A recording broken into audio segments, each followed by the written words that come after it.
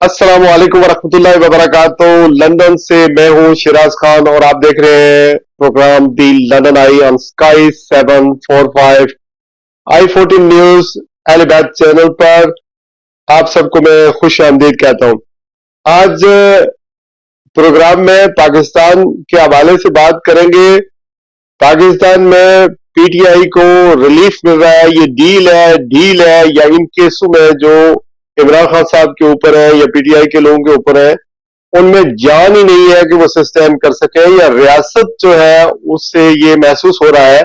कि वक्त आ गया है कि हम बैकअप कर दें, चूंकि अदारे बदनाम हो रहे हैं। इस बारे में आज गुफ्तगू करेंगे। ईरान के सदर जनाब इब्राहिम रईसी साहब और उनके रफका को हादसा पेश आया है। सवाल यह है कि इब्राहिम रईसी जो बड़े कैलिबर के आदमी थे, जिनके दौर में के नजदीक पाकिस्तान काफी नजदीक हो गया था, ताल्लुकात बड़े नॉर्मल हो गए थे, पाकिस्तान का उन्होंने दौरा किया और फिर वो अली खamenei की जगह लेने वाले थे, वो सुप्रीम लीडर बनने वाले थे। उनकी मौत के बाद ईरान के अंदर जो हालात है इंटरनली, उस पॉलिटिक्स पर क्या असर पड़ेगा। और फिर पाकिस्तान की बात करें तो पाकिस्तान के अरबाब इख्तियार को बड़े अरसे से पाकिस्तान का सोशल मीडिया और मीडिया खटखटा है, और अप्रैल 2022 के बाद जब इमरान खान साहब की हुकूमत टफल की गई तो मीडिया पर अजीब किस्म की पाबंदियां लगी। साफी उनके ऊपर तशद्दुद हुआ, उन्हें उठाया गया। और उसके बाद अब एक पंजाब हुकूमत ने एक बिल मंजूर किया है, उसमें मुख्तलिफ जो लोग हैं, आम आवाम है या साफी है, उन्हें सदर के खिलाफ, पाकिस्तान के जो आर्मी चीफ है उनके खिलाफ या अदारों के खिलाफ किसी किस्म की पोस्ट शेयर करने से के बारे में अगर किया गया तो ये कंटेम्प्ट में आएगा, तक इज्जत में आएगा और उन्हें चार्ज होंगे। इस पर पाकिस्तान की मीडिया तंजीमें एतराज कर रही है और ये बिल पाकिस्तान की मुख्तलिफ अदालतों में चैलेंज हो गया है और ये बहुत मतराजा बिल है। इसकी नीति गिरिटी क्या है, आजाद कश्मीर का मार्ग क्यों खोल दिया गया कैसे वक्त में कि पाकिस्तान में इसकी अपनी मुश्किलात सियासी, माशी और दाखिली एतबार से बेशुमार थी। इस पर बात करेंगे। लेकिन सबसे पहले मैं आपको बताता चलूं कि प्रोग्राम दी लंदन आई में हम अगले 6 हफ्ते पाकिस्तान के हवाले से भी तो बात किया करेंगे, आजाद कश्मीर के हवाले से भी बात करेंगे, लेकिन यूके में चूंकि इलेक्शन अनएक्सपेक्टेडली ऐलान हो गए, अर्ली ऐलान हो गए, और ऋषि सुनक ने 14 साल के बाद मेरे ख्याल में जो कंजर्वेटिव पार्टी है उसकी नैया डुबो दी है। पार्लियामेंट नेक्स्ट वीक डिसॉल्व हो जाएगी और पार्टी मंशूर सामने आएंगे, candidates door to door convincing करेंगे। पूरा मुल्क डिवाइडेड है, वो मुसलमान हो, पाकिस्तानी हो या गैर, जो भी जो एथनिक मिनॉरिटीज है या मुख्तलिफ कम्युनिटीज है, वो डिवाइडेड है। उन्हें ये पता नहीं चल रहा कि कौन सही है और कौन गलत है और किसको वोट दें।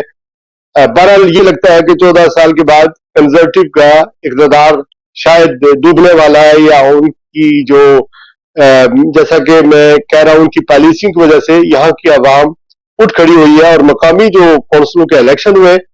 उन इलेक्शंस में जिस तरह टोरी पार्टी को शिकस्त हुई, उसके बाद मुझे नहीं लगता कि वो दोबारा इक़्तिदार में आएंगे। लेकिन 6 हफ्ते बहुत होते हैं और पार्टी पॉलिसीज को भी डिस्कस करेंगे। वर्कर्स पार्टी जॉर्ज गैलवे की, वो भी मैदान में उतर चुकी है, वो अपने कैंडिडेट्स खड़े कर रहे हैं। लिबरल डेमोक्रेट्स पार्टी जो तीसरी बड़ी पार्टी है,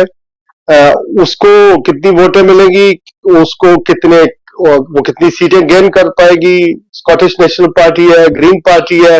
ये सारी चीजें, और मुसलमान और पाकिस्तानियों का क्या रोल होगा इन इलेक्शंस में,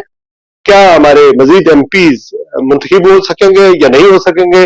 डिपेंड्स करता है कि बर्मिंघम, लुटन या ब्रेडफोर्ड, मैनचेस्टर, रोजडल, ब्लैकबर्न, इन इलाकों में या लंदन में जहां पर एशियाई या मुसलमानों की अक्सरियत है, वो अगर यूनिटी दिखाते हैं तो हो सकता है कि 50 के करीब वो सीटें हासिल कर लें। इन बारे में, इन सारे हालात के और वाकयात के बारे में हम गुफ्तगू किया करेंगे। मैं मेहमानों का तारफ करवाता चलूं। مجھے جوائن کیا ہے لاہور پریس کلب کے سابق صدر جناب اعظم چودھری صاحب نے. اپنا ایک پروگرام کرتے ہیں ایک ٹی وی چینل پر, بہت سینئر جرنلسٹ ہیں. میں انہیں اپنے پروگرام میں خوش آمدید کہتا ہوں. امریکہ سے جاوید راٹھور صاحب میرے پہلے بھی پروگراموں میں آتے ہیں اور تجزیے دیتے ہیں, انہیں میں اپنے پروگرام میں خوش آمدید کہتا ہوں. اور آزاد جموں کشمیر مظفر آباد سے مجھے جوائن کیا ہے جناب اکرم سہیل صاحب نے, جو سابق بیوروکریٹ ہیں, ڈسٹرکٹ کمشنر رہ چکے ہیں, سیکٹری کالجز رہ چکے ہیں, سیکٹری تعلیم رہ چکے ہیں, مختلف پوسٹوں پہ کام کر چکے ہیں اور وزرائے اعظم اور صدور کے ساتھ بھی اپنی ڈیوٹی سر انجام دے چکے ہیں. بڑا سینئر فگر ہے, شاعر ہے, ادیب ہے, بڑا اچھا لکھتے ہیں اور ان سے شعر و شاعری بھی سنیں گے. اور خاص کر کے جو کشمیری نژاد ہمارے شاعر احمد فراد کو اغوا کر لیا گیا ہے اس کے حوالے سے بھی ہم ان سے پوچھیں گے. آزاد کشمیر کی جب ڈسکس کریں گے تو یہ پوچھیں گے کہ آزاد کشمیر میں عوامی حقوق کے حوالے سے جو تحریک چل رہی ہے وہ اس کو کیسے دیکھ رہے ہیں, اور آزاد کشمیر کا جو سیٹ اپ ہے, وزیر اعظم ہے, صدر ہے, یہ اسی طرح کنٹینیو رہے گا یا حکومت پاکستان اس کو بوجھ سمجھ کر ہٹا دے گی اور کوئی نیا سیٹ اپ لائے گی. ایک خیال یہ بھی کیا جاتا ہے کہ آزاد کشمیر کو پاکستان میں ضم کر دیا جائے گا اور اس کی کوئی اپنی جداگانہ حیثیت باقی نہیں رہے گی, چونکہ یہ تجربہ مودی نے سری نگر میں یا مقبوضہ کشمیر میں کیا ہے اور وہ کامیاب رہا ہے. اگرچہ کشمیریوں کا اس کے حوالے سے خون ہوا ہے, لیکن جب خون مارا گیا ہے اور پاکستان نے اس پر کوئی آواز اس طرح نہیں اٹھائی. میں سب سے پہلے اگر اعظم جوہری صاحب آپ کو زحمت دوں, یہ فرمائیے گا کہ ایران میں جو حادثہ ہوا بڑا دردناک حادثہ تھا, موسم کی خرابی بتائی جاتی ہے, باہر کی دنیا کہتی ہے کہ یہ اسیسینیشن ہے شاید, لیکن ایران یہ کہہ رہا ہے کہ یہ موسم کی خرابی ہے. آپ اس کو کیسے دیکھ رہے ہیں اور اس کے بعد پاکستان کے اور ایران کے کیا تعلقات اسی طرح نارمل رہیں گے, اس میں کوئی تبدیلی آئے گی؟ اور انٹرنل حالات پر بھی ذرا ایران کی ڈسکس کر لیجئے گا کہ کیا ایز اے ریاست جس طرح ان کی پالیسیاں ہیں, فارن پالیسی ہے, انٹرنل پالیسی ہے, وہ اس طرح کنٹینیو رہیں گی یا نہیں رہیں گی؟ جی اعظم جوہری صاحب. بسم اللہ الرحمن الرحیم. جی خان صاحب, دیکھیں میں سمجھتا ہوں کہ صدر رئیسی کی شہادت ایک بہت بڑا سانیہ ہے مسلم امہ کے لیے, کیونکہ وہ بڑے متحرک اور بڑے جرأت مند وہ ایک لیڈر تھے, اور ان کے آپ حالیہ ان کے دورے دیکھیں, ان کا سٹانس دیکھیں, ان کے فیصلے دیکھیں, وہ بڑے انہوں نے فوری طور پر جرأت کے ساتھ وہ فیصلے لیے تھے. اب یہ ان کی جو شہادت ہوئی ہے, جو ہیلی کاپٹر کریش ہوا ہے, اس میں کوئی شبہ نہیں ہے کہ اس کے اوپر آپ کو بہت سارے سوالیہ نشان کھڑے ہوتے ہیں. دیکھیں 3 ہیلی کاپٹر اس وقت پرواز کر رہے ہیں, اور اگر موسم وہاں پہ خراب ہوتا ہے تو صرف ایک ہیلی کاپٹر اس کو حادثہ پیش آتا ہے جس میں صدر خود اس پہ سوار ہے اور ان کے رفقا جن میں وزیر خارجہ اور گورنر اور باقی ان کے رفقا جو سوار تھے. اس چیز سے بہت سارے شکوک و شبہات ضرور پیدا ہوتے ہیں. بہرحال اس کے اوپر ایران اپنی تحقیقات کرے گا, اور ایران اپنی تحقیقات کے اندر زیادہ بہتر طریقے سے دنیا کو بتا سکتا ہے کہ ہوا کیا تھا. لیکن ابھی تک تو جو خصوصاً جو ارد گرد کے ممالک ہیں ایران کے, یا ان میں پاکستان ہے, تو اس وقت ان تمام ممالک کے اندر اس حادثے کو لے کر شکوک و شبہات پائے جاتے ہیں. اب اگر ایران کے اندر کی جو صورتحال ہے, دیکھیں جہاں پہ سیاست ہوگی وہاں پہ مخالف نظریہ بھی ہوگا, مخالف وہاں پہ ایک سوچ بھی پائی جاتی ہوگی. تو صدر رئیسی کی شہادت کے بعد جس طرح وہاں پہ ایران کی عوام نے ان کے جنازہ میں شرکت کی, یا ان کے لیے وہاں پہ تعزیتی جو وہاں پہ منعقد ہوئے, کٹ ہوئے, وہاں پہ گیدرنگ ہوئی, وہ ایک تاریخ ساز تھی. لیکن اس کے ساتھ ساتھ یہ بھی دیکھنے میں ملا کہ کچھ جو ان کا سیاسی مخالفین تھے, چاہے وہ ایران کے اندر تھے یا باہر تھے, ان کی جانب سے اس چیز کے اوپر شادیانے بجائے گئے, اور وہ میرا خیال ان کو یہ سمجھنے کی ضرورت تھی کہ یہ ایک صرف اتنا نہیں ہے کہ ایران کے وہ ایک صدر تھے, وہ اس وقت ایک, میں زیادہ کھل کے اس پہ بات تو نہیں کروں گا, لیکن اتنا ضرور کہوں گا کہ مسلمانوں کے حوالے سے ایک جذباتی ایشو کو لے کے وہ بڑے سٹانس لے کے کھڑے تھے, اور مسلمانوں کی سپورٹ میں وہ کوئی جو ہے نا موقع وہ جانے نہیں دے رہے تھے. ہاں, پاکستان کو اس سے بڑا نقصان پہنچا ہے کیونکہ حالیہ کچھ دیر پہلے انہوں نے پاکستان کا دورہ کیا, اس سے پہلے ایران اور پاکستان کے تعلقات کشیدہ ہوئے, دونوں جانب سے ایک دوسرے کے اندر دہشت گردوں کے اوپر اٹیک کیے گئے, لیکن یہ ان کا ویژن تھا صدر رئیسی کا, اور پاکستان گورنمنٹ نے بھی اس میں آگے بڑھ کے اپنا ایک کردار ادا کیا, اور اس کشیدگی کو ختم کرنے کے لیے دونوں جانب سے بڑا ایک مثبت رول تھا, اور اس میں سمجھتا ہوں کہ ان کا جو شہید ہوئے ہیں صدر رئیسی, ان کا بڑا ایک بنیادی کردار تھا اس میں. جی جاوید راٹھور صاحب, آپ کس طرح دیکھ رہے ہیں, کیا تبدیلیاں آئیں گی انٹرنلی اگر آپ دیکھیں, خاص کر ایران اور امریکہ کے تعلقات کی اگر بات کریں اس کے بعد؟ دیکھیں جی, یہ تو وقت ہی بتائے گا کہ کیا تبدیلی آئے گی, لیکن جو تجزیہ کیا ہے اعظم چودھری صاحب نے, میں اس سے ایگری کرتا ہوں. صحیح بات ہے کہ وہ ایک بڑے مقتدر لیڈر تھے اسلامی دنیا کے, اور جو انہوں نے ریسنٹلی فلسطین کے حوالے سے جو بڑا بولڈ سٹینڈ لیا, اور جس طرح انہوں نے رسپونڈ کیا جو ان کے اوپر جو ٹیرر اٹیک ہوا تھا شام کے اندر اسرائیل کی طرف سے, تو میں سمجھتا ہوں کہ اس کے بعد ان کے لیے لوگوں کے اندر جذبات بہت زیادہ بڑھ گئے تھے ساری اسلامی دنیا کے اندر, ایون مڈل ایسٹ کے اندر بھی, جہاں کے ان کے تعلقات ایران کے باقی جو ممالک ہیں مشرق وسطیٰ کے ان سے صحیح نہیں رہتے, لیکن ان کی پبلک ان کو اپریشیٹ کر رہی تھی. تو ان کا لاس بلا شبہ وہ میرا خیال ہے کہ امت مسلمہ کے لیے بھی, ایران کے لیے بھی اور پاکستان کے لیے بھی وہ ایک لاس ہے, چونکہ انہوں نے ریسنٹلی پاکستان کا دورہ کیا تھا اور کافی ایگریمنٹ سائن کیے تھے, اور یہ توقع کی جا رہی تھی کہ پاکستان اور ایران جو ہے اب گیس پائپ لائن کے حوالے سے اور باقی ایشوز کے حوالے سے اپنے تعلقات کو اور باہمی تجارت کو زیادہ جو ہے ایکسپینڈ کریں گے. وہ ایکسپینشن بھی اب ہوگی نہیں ہوگی, اب ایران کی اندرونی صورتحال کیا ہے یہ تو آنے والا وقت بتائے گا کہ کیا صورتحال ہے, وہاں کون آتا ہے الیکشن میں, کون جیتتا ہے, اور وہاں کیا کس طرح کے گروپ سامنے آتے ہیں, کس کا کیا انٹرسٹ ہے, یہ وقت بتائے گا. امریکہ اور ایران کے تعلقات 1979 سے خراب ہے, آپ سمجھتے ہیں کوئی کسی جگہ سے کوئی اس میں تبدیلی آ سکتی ہے فیوچر میں؟ میرا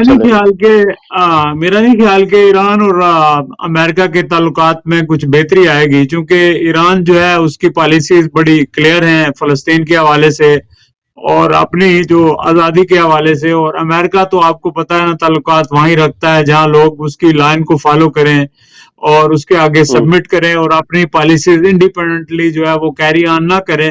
تو جب ایران, مجھے نہیں لگتا کہ ایران کی جو موجودہ حکومت ہے یا ان کے جو ابھی سپریم لیڈر ہیں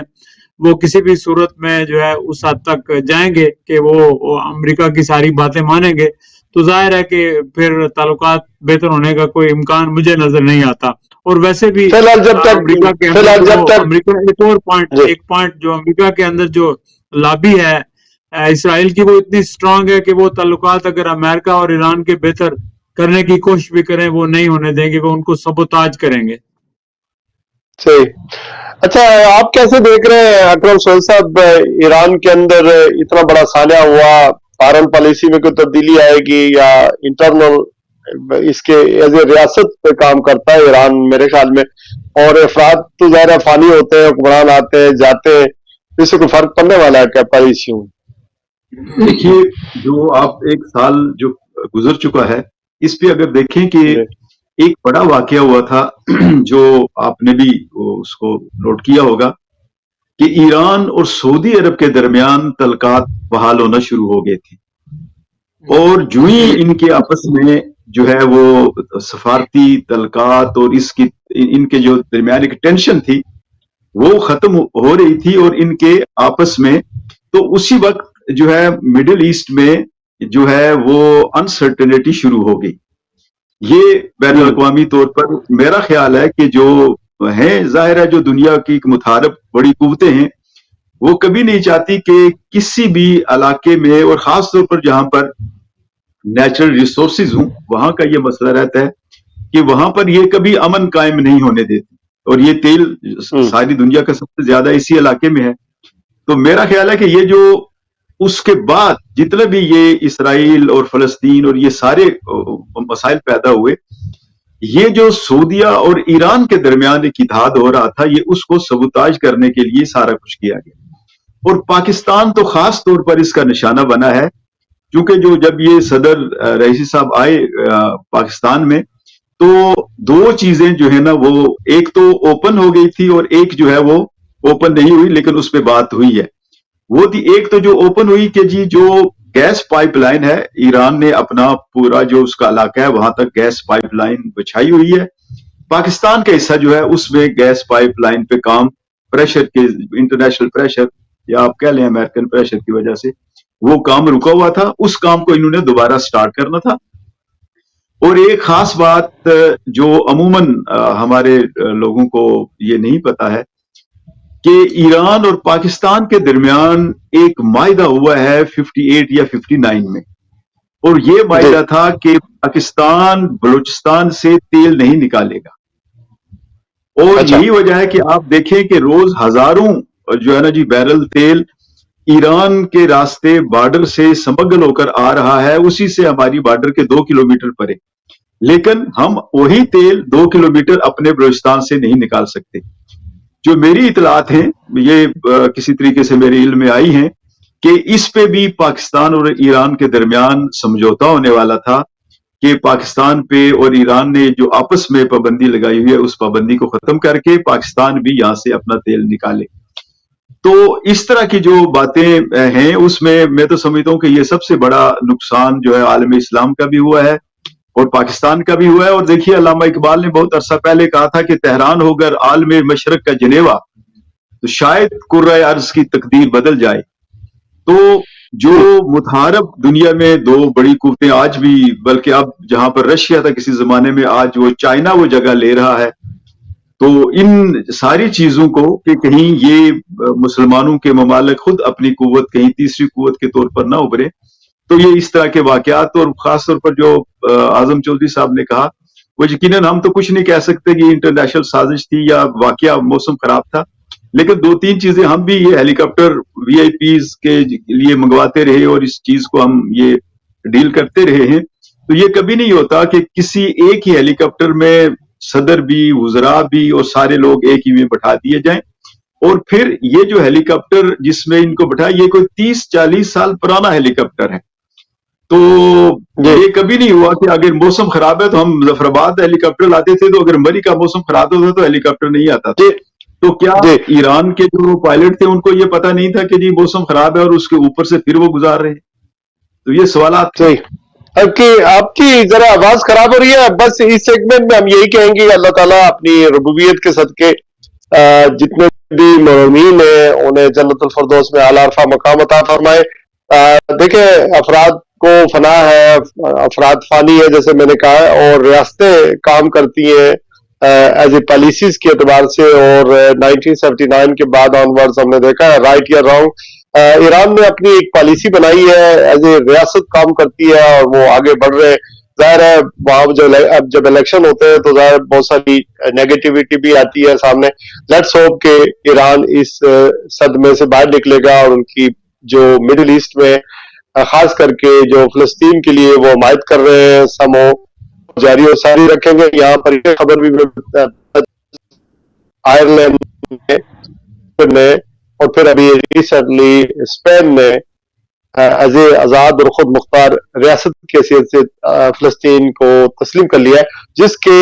नतीजे में इसराइल ने अपने एम्बेसडर यहाँ से वापस मंगवा लिए और एक राव जो है वो बहरहाल एक राव उनके साथ खड़ा हो गया, ये एक तनाजा खड़ा हो गया। देखते हैं कि मजीद ममालिक जो है वो भी अगर फिलिस्तीन को इसी तरह तस्लीम कर लेते तो उसका impact as a independent state of फिलिस्तीन पर क्या पड़ेगा। मैं आजम चौधरी साहब आपको ज़हमत दूंगा ये पूछने के लिए कि ये जो पीटीआई के बैरिस्टर रऊफ हसन है उन पर जो हमला हुआ वो क्यों ऐसा लगता है प्लांटेड था, और ये जाहिर है हमारे अदारों के और मुक्तदरा पर या जो सिक्योरिटी अदारे उन पर क्यों उंगलियां उठी है, उन पर क्यों इल्जाम लगा है? ये कोई तीसरी कुव्वत भी हो सकती है, कोई और भी मामलात हो सकते हैं जो पीटीआई और एस्टेब्लिशमेंट के दरमियान ताल्लुकात, चूंकि पीटीआई के लोगों को रिलीफ मिल रहा है। चौधरी परवेज अलाई अपने घर पहुंच गए, बहुत सारे केसेस में अब जमानतें भी हो रही है। तो ऐसा भी कोई है ना कि हुकूमती अरबाब इख्तियारात में या फिर पीपल्स पार्टी है या दूसरी जमातें मजबजा तौर पर यह कहा जा सकता है, मुबैना तौर पर यह कहा जा सकता है, उनकी तरफ से भी तो कोई वारदात हो सकती है ना ऐसे वाकयात। तो उंगलियां उधर क्यों उठ रही है? अच्छा खान साहब, सबसे पहले तो मैं ये जो एक परसेप्शन बिल्ड हो रही है कि पीटीआई को रिलीफ मिल रहा है या पीटीआई के लिए स्पेस पैदा हो रही है, मेरी जाती राय है कि कोई इस किस्म की बात नहीं है। ना पीटीआई को कोई रिलीफ मिल रहा है, ना कोई स्पेस पैदा हो रही है, ना कोई डील हो रही है। मुझे इस किस्म की कोई चीज नजर नहीं आ रही। हाँ, अलबत्ता ये जरूर नजर आ रहा है कि जो इंतहाई कमजोर और बिल्कुल बेसलेस जो मुकदमात कायम किए गए थे पीटीआई की लीडरशिप के ऊपर, अब अदालतों के अंदर जब वो ट्रायल में आए हैं तो वो तमाम केसेस वहां पे उनका पोल खुल रहा है और वो केसेस खत्म होने जा रहे हैं। क्योंकि पूरे पाकिस्तान में उस वक्त जिस तरह पकड़ दकड़ की गई, जिस तरह मुकदमात कायम किए गए थे, उसी वक्त हमें समझ आ रही थी कि इन मुकदमात ने देरपा साबित नहीं होना और बहुत जल्दी ये गुब्बारे से हवा की तरह ये बिल्कुल फारिग हो जाएंगे केस। जिसकी मिसाल में इमरान खान साहब के जो 4 आखिरी मुकदमात जिनकी सजाएं सुनाई गई थी, जिसमें इज्जत का एक केस भी शामिल है, अगर आप चारों केसेस को उठा कर देखें तो जब ये फैसले आए थे उसी वक्त ये तबसरे शुरू हो गए थे कि ये पॉलिटिकल इंजीनियरिंग के फैसले हैं, इनके अंदर कोई इस किस्म की ना कोई मजबूती है इन केसेस के अंदर, ना ये फैसले देर पा साबित होंगे, सिर्फ हायर कोर्ट्स में जाने की देर है और ये तमाम केसेस खत्म हो जाएंगे। और वही कुछ हम देख रहे हैं। आपने चौधरी परवेज इलाही साहब की जमानत का जिक्र किया, देखिए उनके तमाम केसेस साबित हुए हैं कि वो बेसलेस है। इसके बावजूद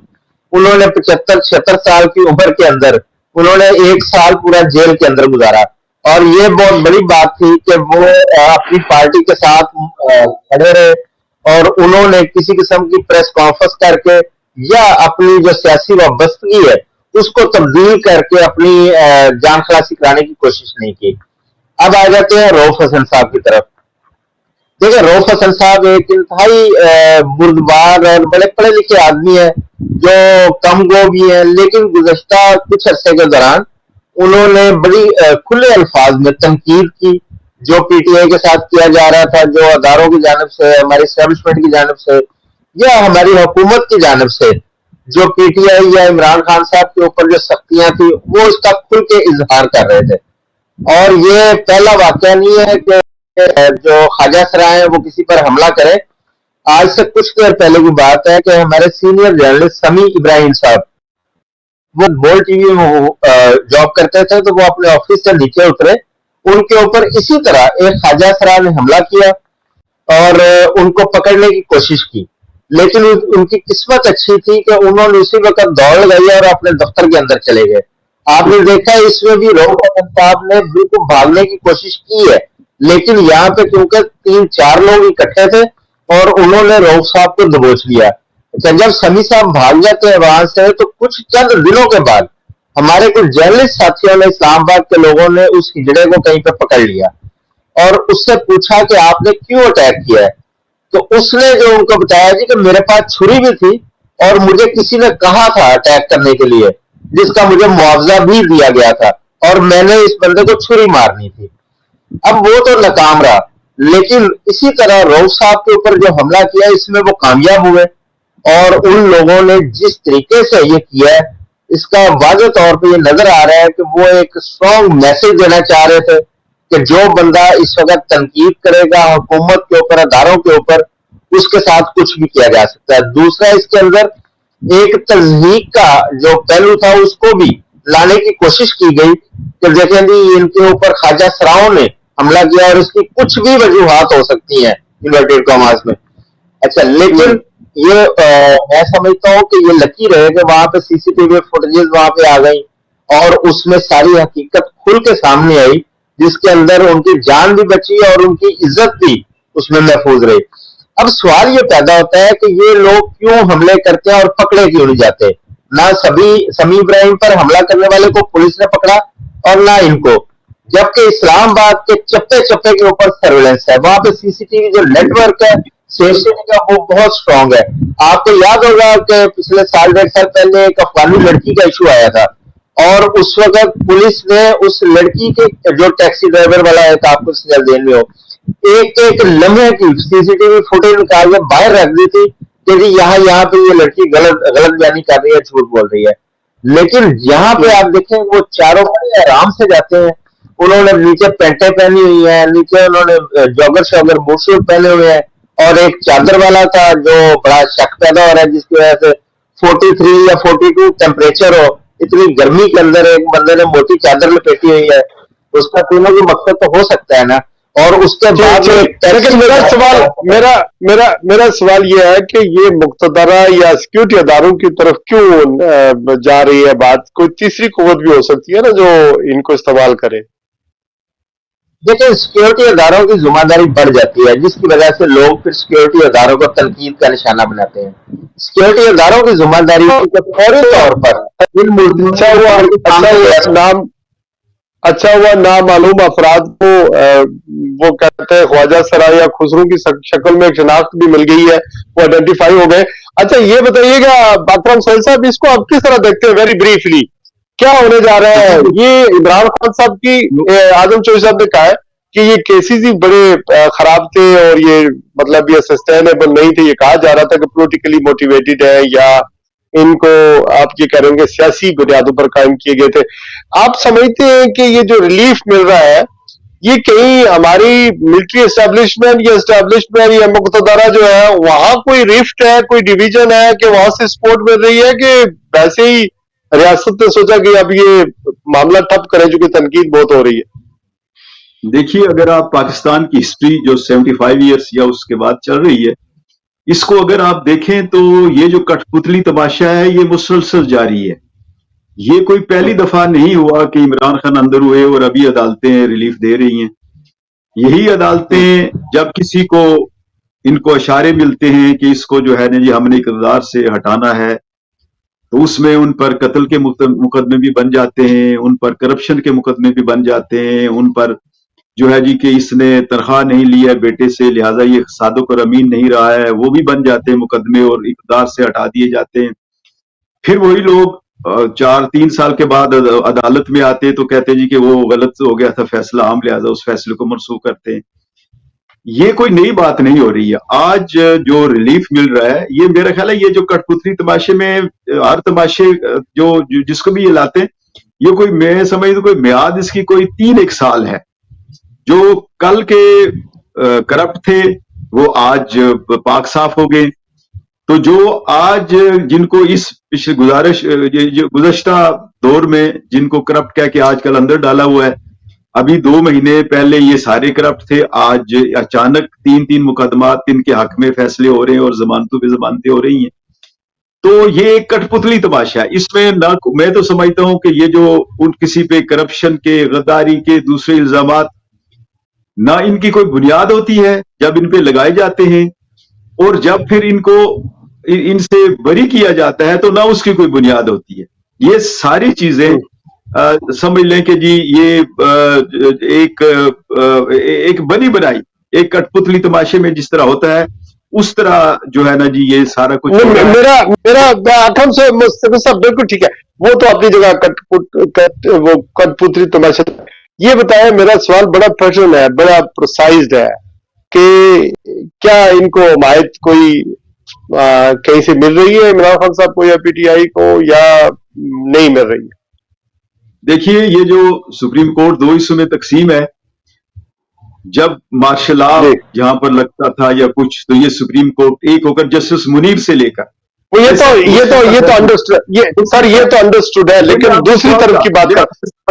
میں آپ کے سوال کا جواب دے رہا ہوں نا مثال کے ذریعے، تو سب یہ ایک ہوتے تھے چونکہ پیچھے سے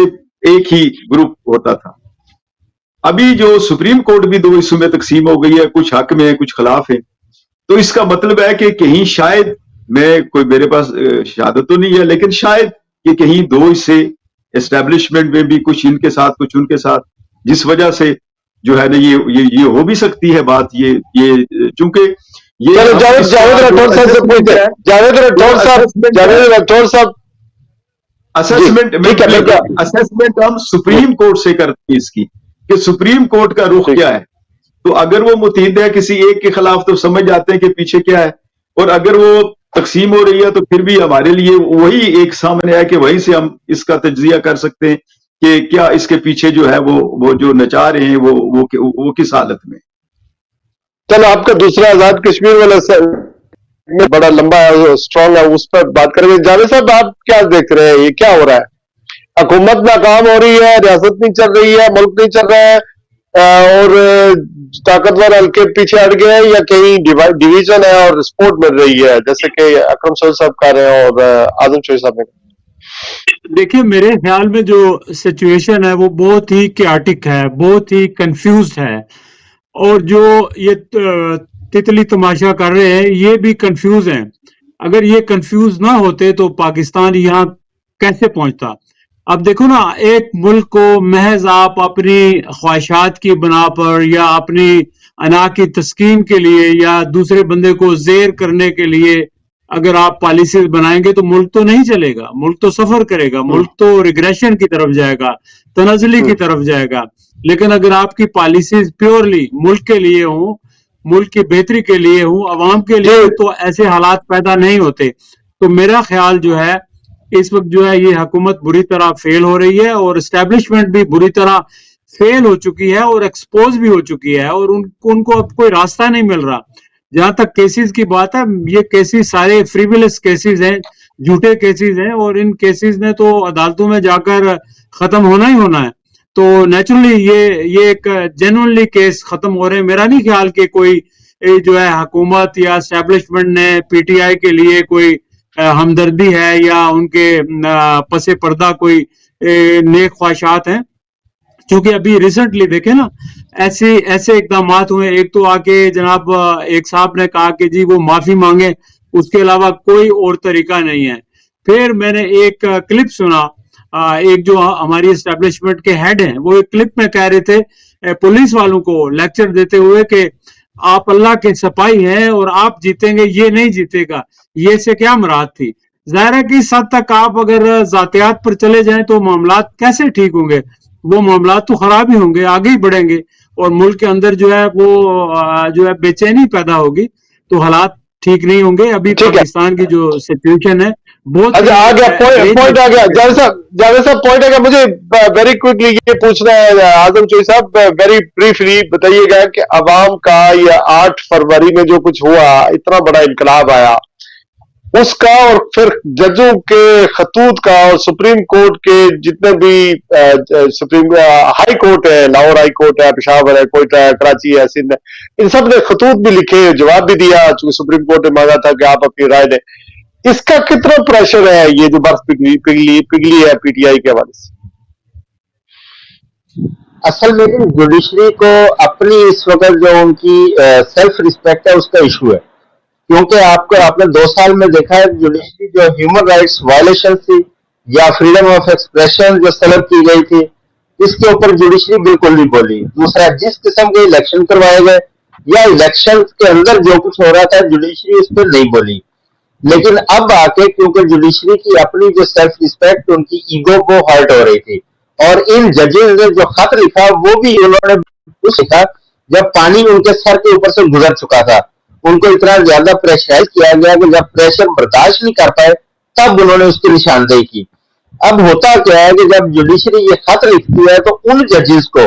ملائن کرنا شروع کر دیا جاتا ہے, اور کون کرتا ہے؟ حکومت کی جانب سے کچھ لوگ, اور جو ٹویٹر ہینڈلر تھے حکومت کے جو مسلک لوگ, وہ ان ججوں کو ملائن کرنا شروع کرتے ہیں, جس کی وجہ سے جوڈیشری کے اندر مزید اس پہ اگریشن پیدا ہوا, اور میں سمجھتا ہوں کہ وہ پرویل کر گیا. ساری جوڈیشری وہ کسی حد تک میرٹ کے فیصلے کرنے میں تیار نظر آ رہی ہے, کیونکہ بہت سارے ایسے فیصلے ہیں جو بلا وجہ جن کو لٹکایا گیا تھا, جن کو یہ جوڈیشری, اس کا مطلب یہ جوڈیشری آزادانہ طور پر فیصلے کر رہی ہے, یا جو آپ کو پتہ ہی ہے کہ اسٹیبلشمنٹ کی ایکسٹینشن, ہماری جوڈیشری اسٹیبلشمنٹ کی ایکسٹینشن ہے, تو وہ آزادانہ طور پر کر رہی ہے, یا پیچھے سے کوئی اشارے بھی ہیں؟ میں یہ نہیں کہہ سکتا کہ ہماری جوڈیشری آزاد ہو گئی ہے, لیکن ہاں میں یہ کہہ سکتا ہوں کہ ہمارے کچھ ججوں نے بالکل انہوں نے میرٹ پہ کیسوں کو سننا اور میرٹ پہ سماعت ضرور شروع کر دی گئی ہے, جس کے اندر کچھ کیسوں کے اندر آپ دیکھیں ضمانتیں بھی ہو رہی ہیں, کچھ کیسز ختم بھی ہو رہے ہیں. اور یہ تمام چیزیں ہیں جو آپ اس میں یہ نہیں کہہ سکتے کہ اس میں کوئی اسٹیبلشمنٹ یا حکومت کی جانب سے کوئی نرمی یا سختی اس میں ابھی تک موجود ہے. جو فیصلے کر رہی ہے جوڈیشری اور وہ اپنے اپنے اوپر وہ اپنے بل بوتے پہ وہ فیصلے کر رہے ہیں کچھ ججز. لیکن اچھا، یہ ان بتا فیصلے دیں کے اوپر ہم جی، اچھا یہ بتا دیں کہ جی ہو رہی یہ ہے اور بتا وہ تنقید آپ نے نوٹ کرنی ہے وہ کہاں سے ہو رہی ہے. اچھا یہ بتا دیں کہ یہ جو قاضی فائز عیسیٰ صاحب ہے so far he happen to be a compromise, چونکہ وہ بلے کا نشان لے لیا گیا تو وہ فیصلہ جو تھا بڑا مترازہ تھا. اس کے بعد قاضی فائز عیسیٰ صاحب بڑے، یعنی ان کے اوپر جس طرح کی کریٹیسزم ہوئی ہے تو ان کا رویہ تبدیل ہو جائے گا یا آپ سمجھتے ہیں کہ نہیں ہوگا، وہ کمپرومائز ہی رہیں گے؟ اچھا جی، ایک تو میں تازہ ترین خبر آپ کے ساتھ وہ شیئر کرتا ہوں، پھر میں قاضی صاحب کی بات کرتا ہوں. جی کل ایک کیمرہ کی جانب سے ایک نوٹس آتا ہے تمام الیکٹرانک میڈیا کو کہ آپ نے جوڈیشری کی کسی قسم کی جو زیر سماعت مقدمات ہیں ان کی کوریج نہیں کر سکتے. آپ صرف آپ اس کی کوریج کریں گے اگر کوئی عدالت، ہائر کورٹ کی بات کر رہا ہوں، اگر کوئی عدالت اس کی خود لائیو سٹریمنگ کر رہی ہو اس کی کوریج کر سکتے ہیں، یا کوئی عدالت کا فیصلہ اگر ان ریٹن شیپ آپ کے پاس آتا ہے آپ اس فیصلے کی صرف خبر لے سکتے ہیں.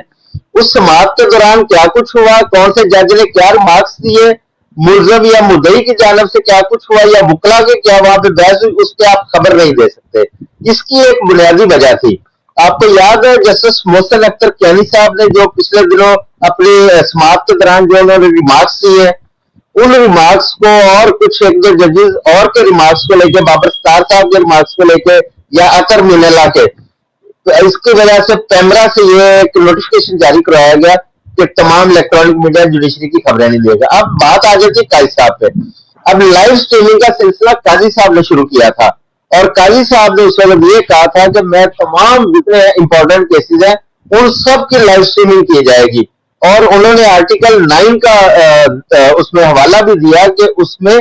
تمام میڈیا جو ہے وہ اپنی جو بھی خبر ہے وہ دے سکتا ہے، اس کے اوپر آپ پابندی نہیں لگا سکتے. لیکن آج دیکھ لیں آج سارا کچھ ہوا ہے اور اس کے اوپر ہم اپنے طور پہ لاہور ہائی کورٹ میں گئے ہیں، سپریم کورٹ کی جانب سے یا قاضی صاحب کی جانب سے کوئی انیشیٹو نہیں لیا گیا کہ پیمرا نے یہ والا حکم نامہ کیوں جاری کیا ہے. ٹھیک ہے، اب قاضی صاحب کیونکہ اس وقت جو جوڈیشری کے اندر صورتحال ہے، جو ایک اس وقت رائے قائم ہو چکی ہے کہ قاضی صاحب شاید ان کا چیف جسٹس ہوتے ہوئے بھی وہ اس طرح اپنی منوا نہیں پا رہے، کیونکہ باقی جو ججز ہیں، جو بینچز ہیں سوری، وہ جو میرٹ ان کے سامنے آ رہا ہے وہ اس کے مطابق فیصلے کر رہے ہیں یا اس کے مطابق وہ سماعت کر رہے ہیں، جہاں پہ اس وقت مداخلت نہیں کی جا رہی. لیکن ایک اور کیس جس میں عمران خان صاحب کو انہوں نے ویڈیو لنک کے ذریعے وہاں پہ لینا تھا اور عمران خان صاحب کو ویڈیو لنک کے ذریعے لیا گیا لیکن انہیں بات نہیں کرنے دی گئی. جسٹس اکر مینلا صاحب نے عمران خان صاحب کو مخاطب کر کے کوشش کی کہ وہ بات کریں، مگر قاضی صاحب نے وہاں پہ ان کو ٹوک دیا اور وہاں پہ جو وکیل تھے مخدوم صاحب، قاضی صاحب نے ان کو کہا کہ آپ گفتگو شروع کر لیں اور عمران خان صاحب کو ایک لفظ بھی وہاں پہ بولنے دیا گیا. اس سے بہت ساری چیزیں کلیئر ہو جاتی ہیں. اچھا یہ پیمرا میں جو